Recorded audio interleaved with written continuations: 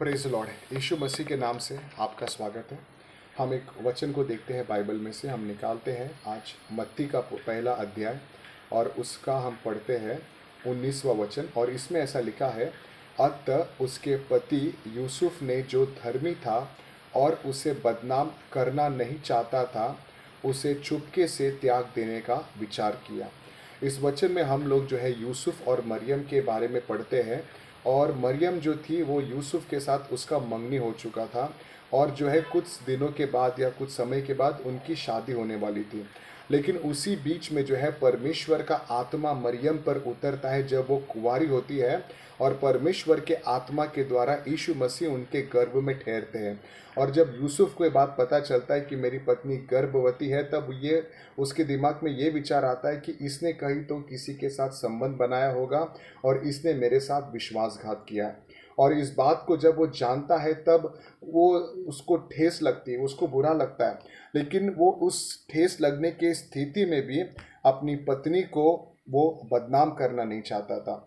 वो नहीं चाहता था कि मेरी पत्नी की कोई बदनामी हो या उन लोग उसको पत्थरवा करके मार डाले, क्योंकि उस ज़माने में अगर कोई व्यभिचार करे तो उसको जो है दंड दिया जाता था, उसको मार भी डाला जा सकता था। लेकिन उसको तकलीफ हुआ, लेकिन उसने अपनी पत्नी को जो है वो होने वाली पत्नी को वो तकलीफ देना नहीं चाहता था। इसलिए बाइबल कहता है कि उसने उसको चुपके से छोड़ देने का विचार किया। तो इस वचन के द्वारा हम ये सीखते हैं कि हमारे जीवन में कई सारे लोग आज हमको बहुत तकलीफ देते हैं, कई सारे लोग हमको बहुत दर्द देते हैं। लेकिन अगर वो हमें दर्द दे रहे हैं, इसका मतलब ये नहीं कि हमको भी उनको दर्द देना ज़रूरी है।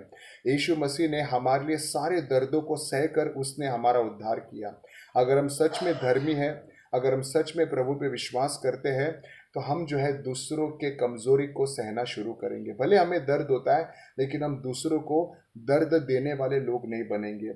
जितना हम प्रभु के लिए दूसरों की जो है तकलीफ़ों को सहते हैं, उनके कमज़ोरी को सहना शुरू करते हैं, उतना परमेश्वर का आत्मा हमारे जीवन पर मंडराना शुरू करता है। लेकिन अगर हम लड़ाई करते जाएंगे तो वहाँ पर पवित्र आत्मा उस बात से बिल्कुल भी खुश नहीं होता है। इसलिए आज हम लोग सही रहेंगे, सामने वाला गलत रहेगा, तो भी जो है हम उनको तकलीफ ना देंगे। यीशु मसीह ने बाइबल में ऐसा लिखा कि अगर कोई तुमको एक गाल पे मारे तो तुम अपना दूसरा गाल भी उसके सामने रख दो।